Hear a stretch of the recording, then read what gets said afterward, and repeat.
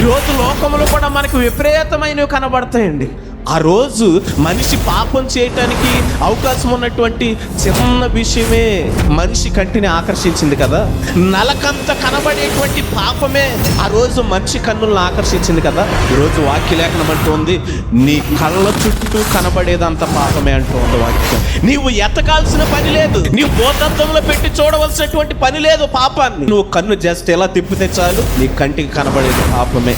విపరీతమైనవి నీ కన్నులు కనబడతాయి.